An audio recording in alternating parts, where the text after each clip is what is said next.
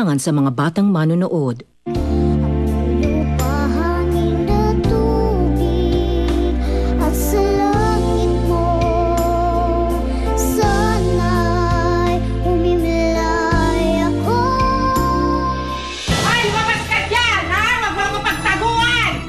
Kaya sa mga kapitbayan. Naku, pera. Pinag-grocery ko lahat. Pinili ko lahat ang gusto mo, kahit mahal. Makakabawi na rin ako sa mga kasalanan ko sa kanya. Malay mo rin, mabuo yung pamilya nyo. Kasama si Abigail.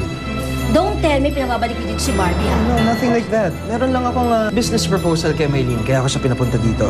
Magiging masaya naman ho ako para kay Eric eh, kapag nakuha na niya si Abigail. Pero tiyang paano naman ho si Roseanne? Denied kasi yung request mo para makuha ang custody kay Roseanne. Una, hindi dumating ang asawa mo sa meeting.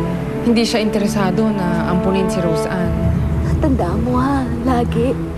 Mahal na mahal kita. Hindi ko nakuha yung custody kay Roseanne. Masaya ka na? Nakaganti ka na? Ay, yung bahay na yan.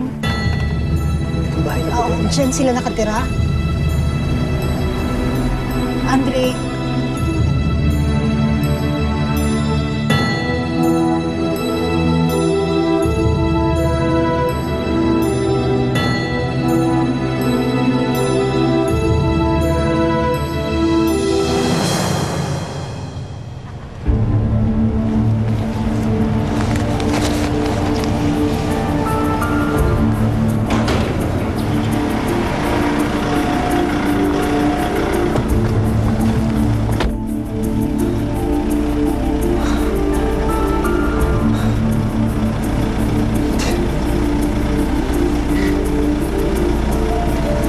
bakit? Hindi mo ba siya kakausapin?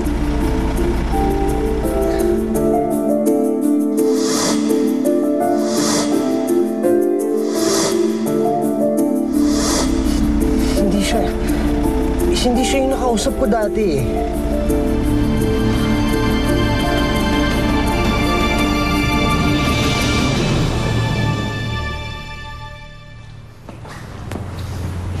Oh, Roseanne, ito naman yung kusina. Kung may kailangan ka, tanongin mo lang kay Manang ha, tutulungan ka niya. Lagi siya dito lang sa kitchen nakatambay. Roseanne, ang cute-cute mo sa personal. Lagi kitang pinapanood sa TV. Halika, mag-merienda tayo. Ito, nag-bake ako ng cookies para sa'yo. Tikman mo. Kumuha ka. Ito, may Diyos.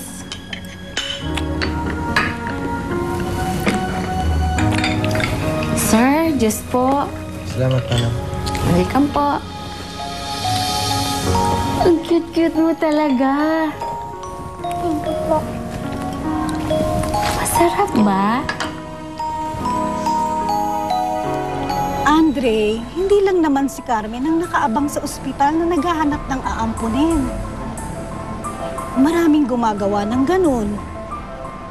Sigurado ko kay Mrs. sa mundong ko binigay ang kapatid mo.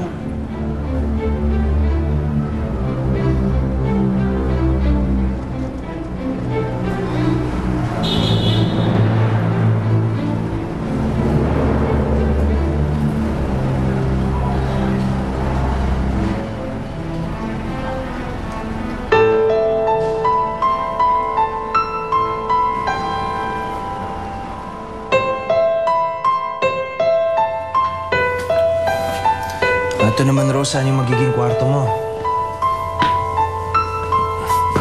Ako pumili ng mga laruan na yan. Nagugustuhan mo ba? Opo, ang dami-dami po nito. Maraming salamat po. Sige lang, pili ka lang dyan. Sa'yo naman lahat yan eh.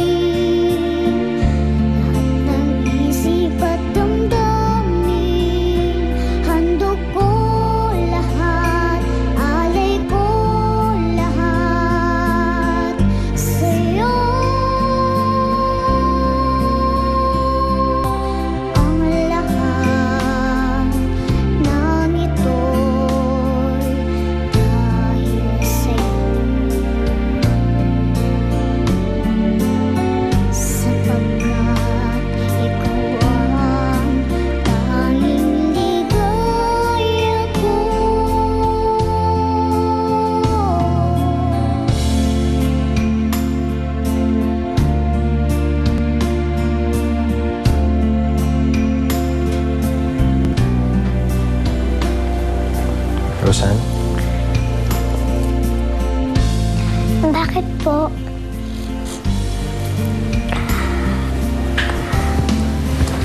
Hindi mo naman kailangan itago yung mga luha mo. Alam kong nalulungkot ka. Sorry po, Mr. D, ah. Hindi mo naman kailangan mag-sorry. Kung saan ka na napunta. Kung sino-sino nang nakasama mo. Pero hanggang ngayon, pakiramdam mo, mag-isa ka pa rin. Ako, Roseanne, I've been alone all my life. Kaya naiintindihan ko kung gaano kalungkot ang uuwi sa bahay nang walang sasalubong sa'yo.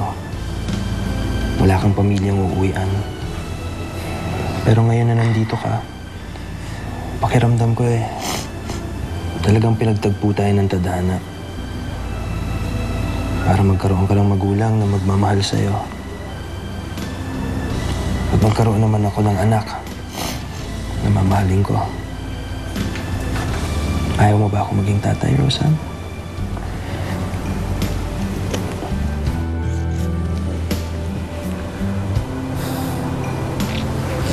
Mr. D, pwede ko po ba kayong tawagin Papa? Of course, Roseanne. Pwedeng-pwede. I would like that very much.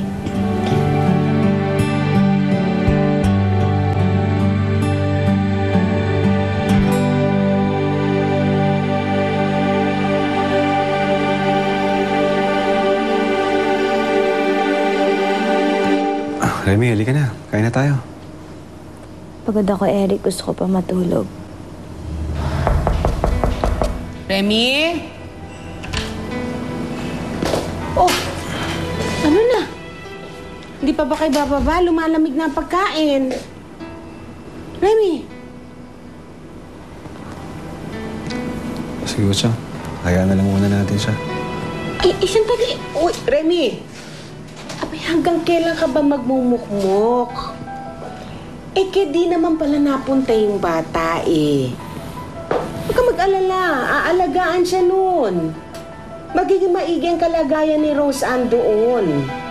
At saka isa pa, pwede naman natin siguro dalawin yung bata doon. Hindi ba, Eric? Oo, tama si Chang. Sige na, Remy, huwag ka na mag-alala. Halika na, kumain na tayo.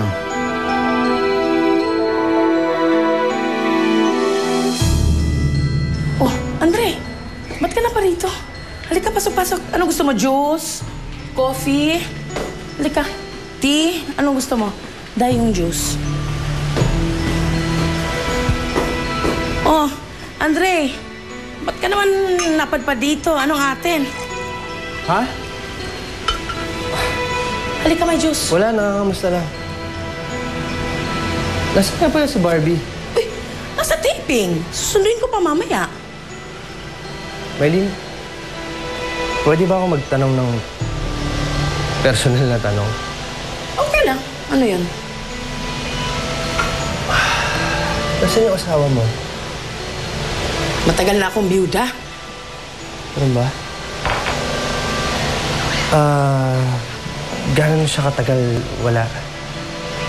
Ano? Teka lang.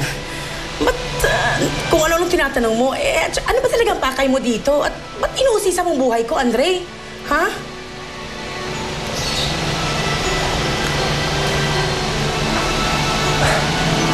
Alam kong ampon mo lang si Barbie.